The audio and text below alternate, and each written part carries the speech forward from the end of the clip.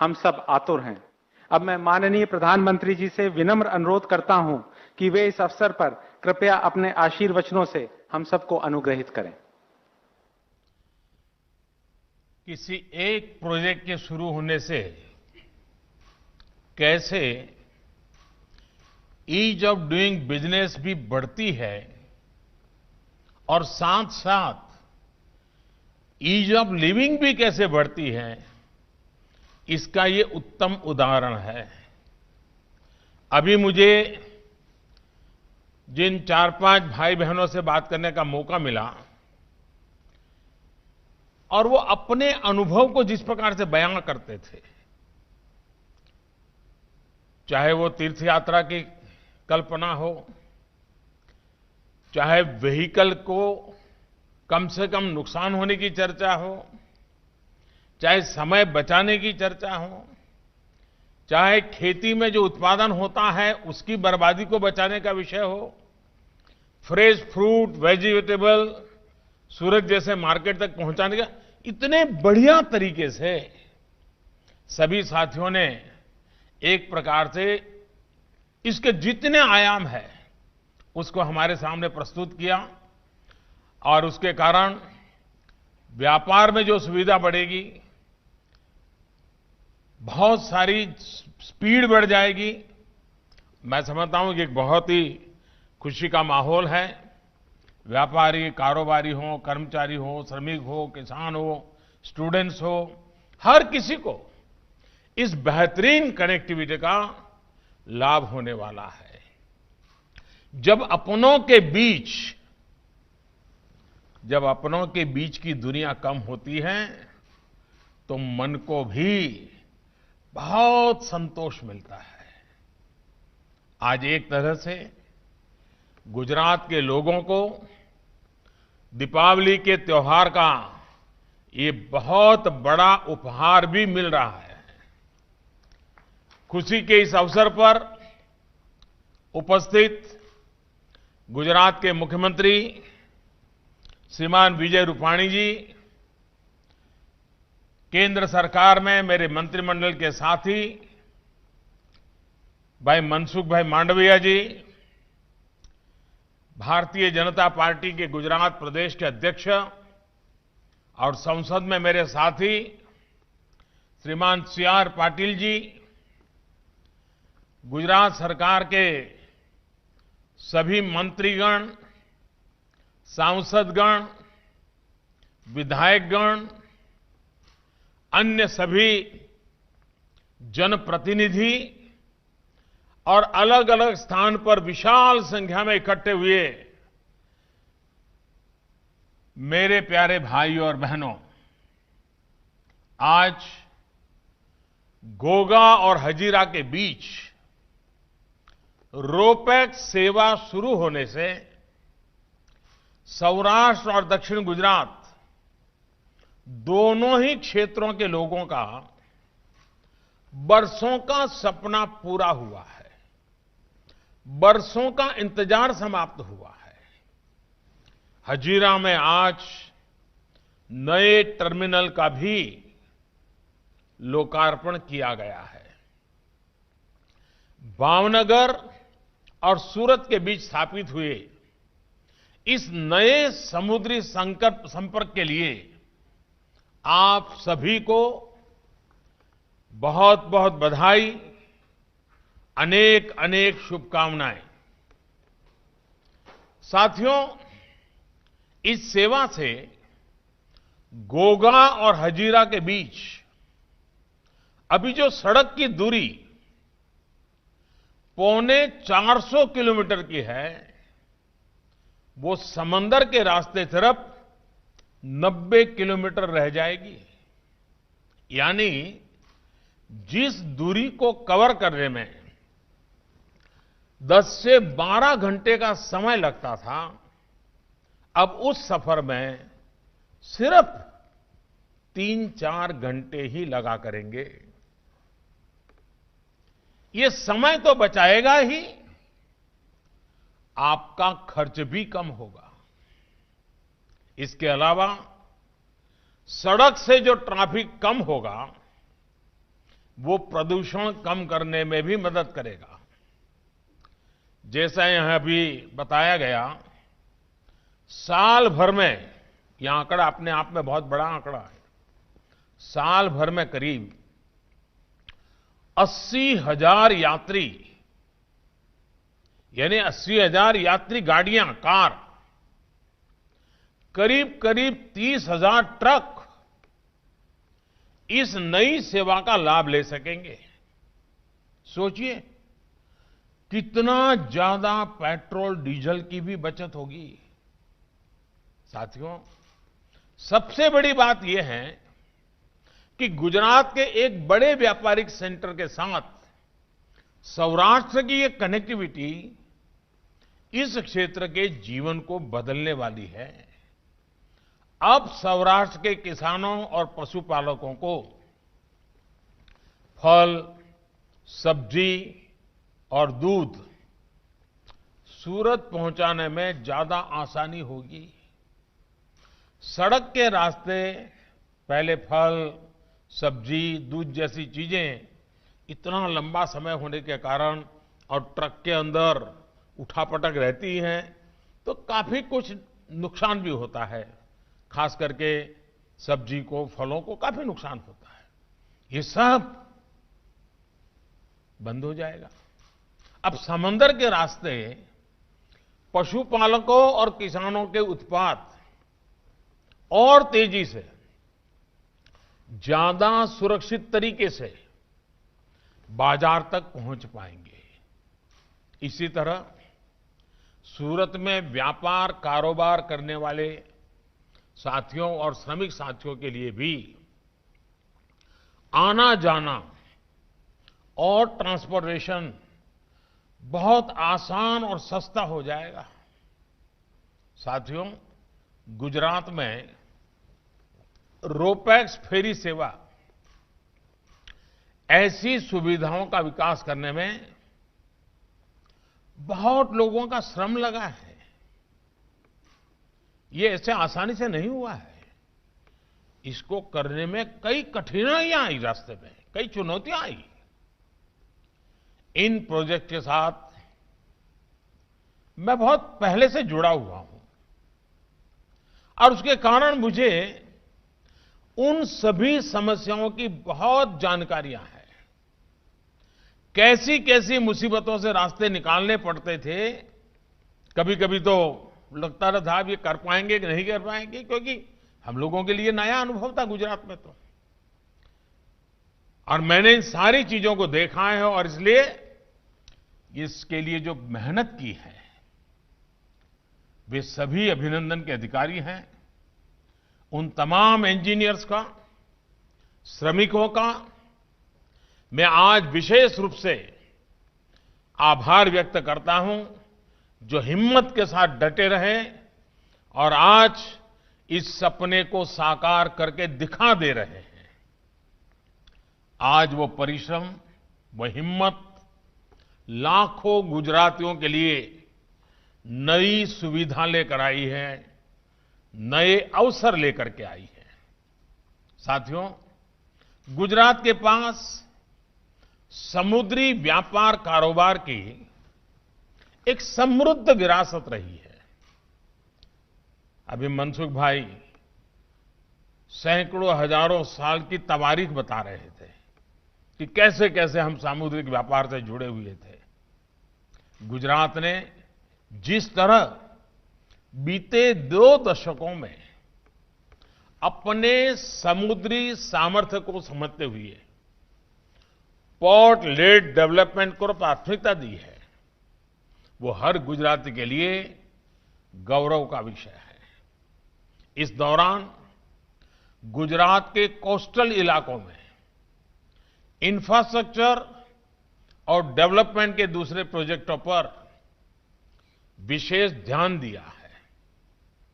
राज्य में ship building policy बनाना हो, शिप बिल्डिंग पार्क बनाना हो या स्पेशलाइज्ड टर्मिनल का निर्माण, हर इंफ्रास्ट्रक्चर को प्राथमिकता दी गई है। जैसे दहेज में सॉलिड कार्गो, केमिकल और एलएनजी टर्मिनल और मुद्रा में कोल टर्मिनल, इसके साथ ही वेसल ट्रैफिक मैनेजमेंट सिस्टम और ग्राउंड ब्रेकिंग कनेक्टिविटी प्रोजेक्ट को भी हमने पूरी तरह बढ़ावा दिया है। ऐसे ही प्रयासों से गुजरात के पोर्ट सेक्टर को नई दिशा मिली है। साथियों, सिर्फ पोर्ट में फिजिकल इंफ्रास्ट्रक्चर का निर्माण ही नहीं, बल्कि उन पोर्ट्स के आसपास रहने वाले साथियों का जीवन भी आसान हो, इसके लिए भी काम किया गया है। कोस्टल एरिया का पूरा इकोसिस्टम ही आधुनिक हो, उस पर हमने अपना ध्यान केंद्रित किया है। चाहे वो सागर खेड़ू जैसी हमारी मिशन मोड योजना हो, या फिर शिपिंग इंडस्ट्री के स्थानीय युवाओं का स्किल डेवलपमेंट करके उन्हें रोजगार देना हो, गुजरात में पोर्ट लेड डेवलपमेंट का दायरा बहुत बड़ा रहा है। सरकार ने कोस्टल एरिया में हर प्रकार की बुनियादी सुविधाओं का विकास सुनिश्चित किया है। साथियों, ऐसे ही प्रयासों का परिणाम है कि गुजरात आज एक प्रकार से भारत के समुद्री द्वार के रूप में स्थापित हुआ है, गेटवे बन रहा है, गेटवे ऑफ प्रॉस्पेरिटी। बीते 2 दशकों में पारंपरिक बंदरगाह संचालन से निकलकर एकीकृत कॉम्प्रिहेंसिव का एक अनूठा मॉडल गुजरात में लागू किया गया है। ये मॉडल आज एक बेंचमार्क के रूप में विकसित हुआ है। आज मुद्रा भारत का सबसे बड़ा बहुउद्देशीय बंदरगाह और सिक्का सबसे बड़ा बंदी बंदरगाह है। इन्हीं प्रयासों का नतीजा है कि गुजरात के बंदरगाह देश के प्रमुख समुद्री केंद्रों के रूप में उभरे हैं। पिछले वर्ष देश के कुल समुद्री व्यापार में से 40% से ज्यादा की हिस्सेदारी गुजरात के बंदरगाहों की रही है। ये शायद गुजरात के लोगों को भी आज मैं पहली बार बता रहा हूं। साथियों, आज गुजरात में समुद्री कारोबार से उससे जुड़े इंफ्रास्ट्रक्चर को और कैपेसिटी बिल्डिंग पर तेजी से काम चल रहा है। जैसे गुजरात मैरीटाइम क्लस्टर, गुजरात समुद्री विश्वविद्यालय मैरीटाइम यूनिवर्सिटी, भावनगर में दुनिया का पहला सीएनजी टर्मिनल, ऐसी अनेक सुविधाएं गुजरात में तैयार हो रही है। गिफ्ट सिटी में बनने वाला गुजरात मैरीटाइम क्लस्टर बंदरगाहों से लेकर सी बेस्ड लॉजिस्टिक को एड्रेस करने वाला एक समर्पित तंत्र होगा। ये क्लस्टर एक प्रकार से सरकार, उद्योग और शिक्षण संस्थानों के बीच के सहयोग को बल देगा। इससे इस सेक्टर में वैल्यू एडिशन में भी बहुत बड़ी मदद मिलेगी। साथियों, बीते वर्षों में दहेज में भारत का पहला रासायनिक टर्मिनल बना, पहला एलएनजी टर्मिनल बना। अब भावनगर पोर्ट पर दुनिया का पहला सीएनजी टर्मिनल स्थापित होने जा रहा है। सीएनजी टर्मिनल के अलावा भावनगर बंदरगाह पर रोरो टर्मिनल, लिक्विड कार्गो टर्मिनल और कंटेनर टर्मिनल जैसी सुविधाएं भी तैयार की जा रही है। इन नए टर्मिनलों के जुड़ने से भावनगर बंदरगाह की क्षमता कई गुना बढ़ जाएगी। साथियों, सरकार का प्रयास गोगा दहेज के बीच फेरी सर्विस को भी जल्द से फिर शुरू करने का है।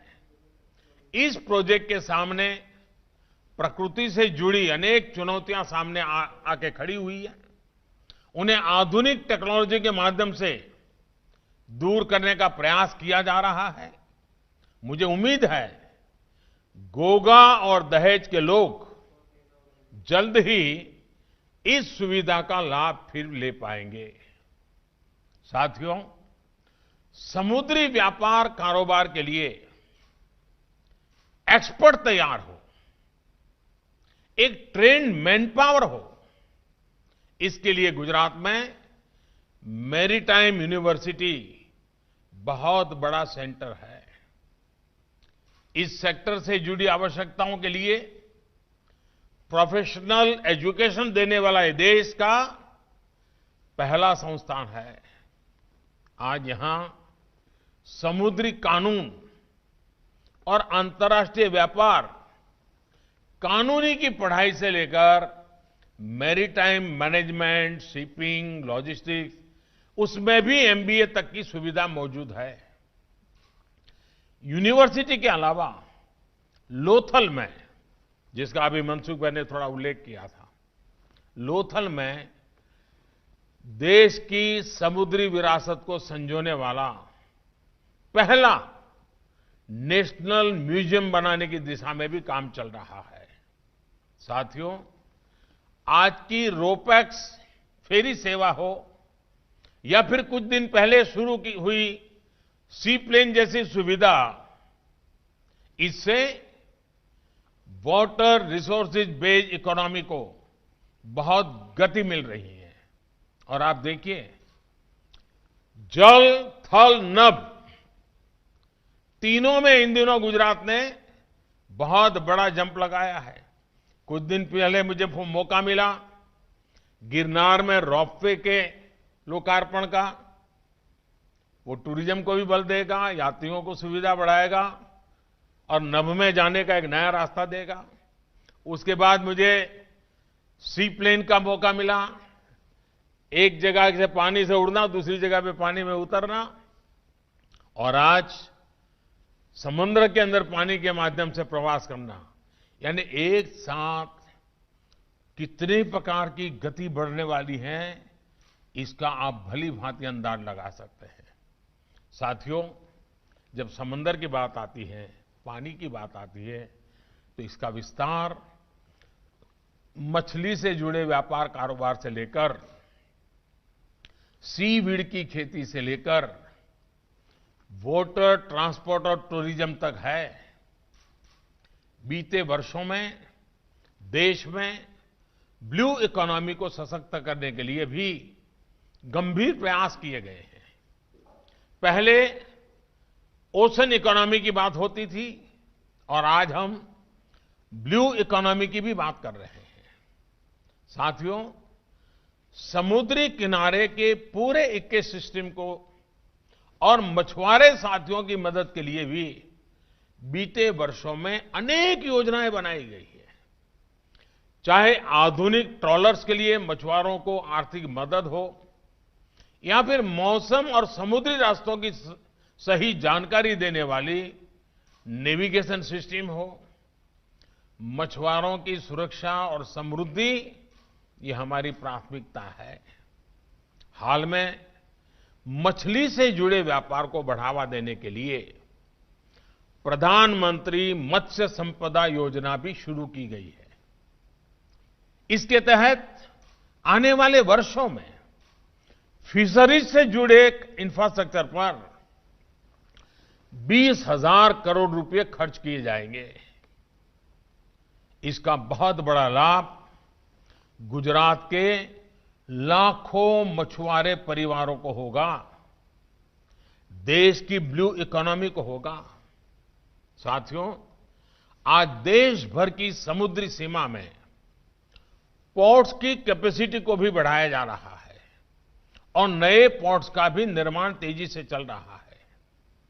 देश के पास करीब 21,000 किलोमीटर का जो जलमार्ग है, वो देश के विकास में अधिक से अधिक कैसे काम आए, इसके लिए प्रयास किए जा रहे हैं।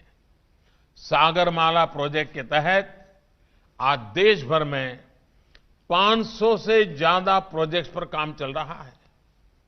लाखों करोड़ रुपए के इन प्रोजेक्ट्स में से अनेक पूरे भी हो चुके हैं। साथियों, समुद्री जलमार्ग हो या फिर नदी जलमार्ग, भारत के पास संसाधन भी रहे हैं और एक्सपर्टाइज की भी कोई कमी नहीं रही। ये भी तय है कि जलमार्ग से होने वाला ट्रांसपोर्टेशन सड़क और रेल मार्ग से कई गुना सस्ता पड़ता है और पर्यावरण को भी कम से कम नुकसान होता है। फिर भी इस दिशा में एक होलिस्टिक अप्रोच के साथ 2014 के बाद ही काम हो पाया है। ये नदियां, ये समंदर, ये मोदी प्रधानमंत्री बनने के बाद नहीं आया है, ये था, लेकिन वो दृष्टि नहीं थी जो 2014 के बाद आज देश अनुभव कर रहा है। आज देश भर की नदियों में जो इनलैंड वाटरवेज पर काम चल रहा है, उससे कई लैंडलॉक राज्यों को समंदर से जोड़ा जा रहा है। आज बंगाल की खाड़ी में, हिंद महासागर में अपनी क्षमताओं को हम अभूतपूर्व रूप से विकसित कर रहे हैं। देश का समुद्री हिस्सा आत्मनिर्भर भारत का एक अहम हिस्सा बनकर उभरे, इसके लिए निरंतर काम चल रहा है। सरकार के इन प्रयासों को गति देने के लिए एक और बड़ा कदम उठाया जा रहा है। अब मिनिस्ट्री ऑफ शिपिंग का भी नाम बदला जा रहा है। अब ये मंत्रालय ministry of ports, shipping and waterways के नाम से जाना जाएगा। उसका विस्तार किया जा रहा है। विकसित अर्थव्यवस्थाओं में ज्यादातर जगहों पर शिपिंग मंत्रालय ही पोर्ट्स और वाटरवेज का भी दायित्व संभालता है। भारत में शिपिंग मंत्रालय पोर्ट्स और वाटरवेज से जुड़ी काफी कार्यों को करता रहा है। अब नाम में अधिक स्पष्टता आने से काम में भी अधिक स्पष्टता आ जाएगी। साथियों, आत्मनिर्भर भारत में ब्लू इकोनॉमी की हिस्सेदारी को मजबूत करने के लिए समुद्र से जुड़े लॉजिस्टिक्स को मजबूत करना बहुत जरूरत है। ये इसलिए जरूरी है क्योंकि हमारी अर्थव्यवस्था पर लॉजिस्टिक्स पर होने वाले खर्च का प्रभाव ज्यादा है। यानी सामान को देश के एक हिस्से से दूसरे हिस्से में ले जाने पर दूसरे देशों की अपेक्षा हमारे देश में आज भी खर्च ज्यादा होता है। वाटर ट्रांसपोर्ट से कॉस्ट ऑफ लॉजिस्टिक्स उसको बहुत कम किया जा सकता है। इसलिए हमारा फोकस एक ऐसे इकोसिस्टम को बनाने का है जहां कार्गो की सीमलेस मूवमेंट सुनिश्चित हो सके। आज एक बेहतरीन इंफ्रास्ट्रक्चर के साथ साथ बेहतर मैरीटाइम लॉजिस्टिक के लिए सिंगल विंडो सिस्टम पर भी हम काम करने के लिए आगे बढ़ रहे हैं, उसकी तैयारियां चल रही हैं। साथियों, लॉजिस्टिक्स पर होने वाले खर्च को कम करने के लिए अब देश मल्टी मॉडल कनेक्टिविटी की दिशा में एक बहुत ही होलिस्टिक व्यू के साथ और दीर्घकालीन सोच के साथ आगे बढ़ रहा है। कोशिश ये है कि रोड, रेल, एयर और शिपिंग जैसे इंफ्रास्ट्रक्चर की आपस में कनेक्टिविटी भी बेहतर हो और उसमें जो साइलोज आते हैं उनको भी दूर किया जा सके। देश में मल्टी मॉडल लॉजिस्टिक पार्क्स का निर्माण भी किया जा रहा है और देश के भीतर ही नहीं बल्कि अपनी पड़ोसी देशों के साथ भी मल्टी मॉडल कनेक्टिविटी के विकास के लिए मिलकर काम हो रहा है। मुझे विश्वास है कि इन तमाम प्रयासों से हम अपनी लॉजिस्टिक कॉस्ट को बहुत कम कर पाने में सफल हो जाएंगे।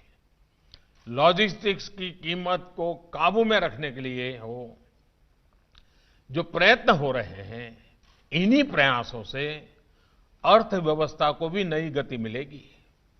साथियों, त्योहारों के इस समय में खरीदारी भी खूब हो रही है। इस खरीदारी के समय मैं जरा सूरत के लोगों से थोड़ा आग्रह करूंगा, क्योंकि उनको तो दुनिया में जाना आने का बड़ा रूटीन होता है। मैं इस खरीदारी के समय वोकल फॉर लोकल, ये वोकल फॉर लोकल का मंत्र भूलना नहीं है। Vocal for local. और मैंने देखा है कि लोगों को लगता है कि दिए खरीद लिए तो मतलब हम आत्मनिर्भर, जी नहीं, हर चीज में ध्यान देना है।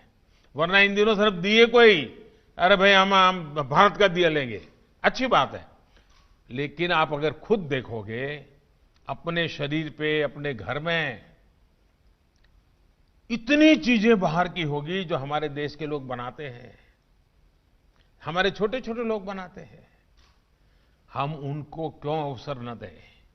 देश को आगे बढ़ाना है ना दोस्तों, तो उसके लिए हमारे इन छोटे छोटे लोगों को, छोटे छोटे व्यापारियों को, छोटे छोटे कारीगरों को, छोटे छोटे कलाकारों को, गांव की हमारी बहनों को, वे जो चीजें बनाती हैं, अनेक प्रकार की चीजें बनाती है, एक बार लेकर के देखिए तो सही और गर्व से दुनिया को बताइए ये हमारे गांव के लोगों ने बनाया, हमारे जिले के लोगों ने बनाया, हमारे देश के लोगों ने बनाया। देखिए आपका भी सीना चौड़ा हो जाएगा, दिवाली मनाने का मजा और आ जाएगा। इसलिए vocal for local, vocal for local, कोई कॉम्प्रोमाइज नहीं करेंगे।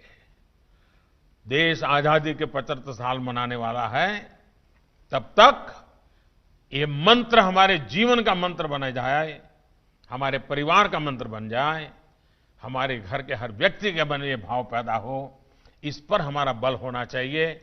और इसलिए ये दिवाली वोकल फॉर लोकल का एक टर्निंग पॉइंट बन जाए। मैं मेरे गुजरात के भाइयों बहनों से जरा हक से भी मांग सकता हूं, और मुझे पता है कि आप कभी निराश नहीं करोगे। अभी नंदलाल भी बता रहे थे ना कि आपने बहुत पहले मुझे कहा था, मैंने इसको लागू किया। देखिए मुझे कितना संतोष हुआ कि कभी नंदलाल जी को एक बात बताई होगी जो उन्होंने सुनी होगी, उन्होंने आज उसको लागू कर दिया। आप भी सब, मेरे लिए तो हर कोई नंदलाल है। आइए हम मेहनत करें, मेरे देश के गरीबों के लिए कुछ करें, दिवाली मनाएं, उनके घर में भी दिवाली मनाएं, दिया जलाएं, गरीब के घर में भी दिया जलाएं, वोकल फॉर लोकल के मंत्र को और आगे बढ़ाएं। मुझे विश्वास है कि कोरोना के इस समय में आप सब भी पूरी सावधानी के साथ त्योहारों को मनाएंगे, क्योंकि आपकी रक्षा वो भी देश की ही रक्षा है। मेरे प्यारे भाइयों बहनों, पूरे देश के सभी नागरिक भाइयों बहनों को मैं आने वाले दिनों में, धनतेरस हो, दीपावली हो, गुजरात के लिए नया वर्ष आएगा, हर बात के लिए, हर त्योहार के लिए बहुत बहुत शुभकामनाएं देता हूं। बहुत बहुत धन्यवाद।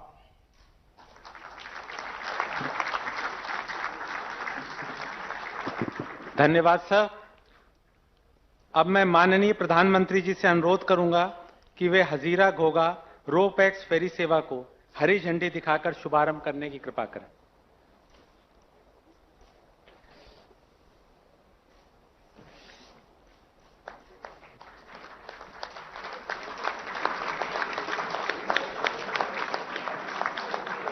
Yeah.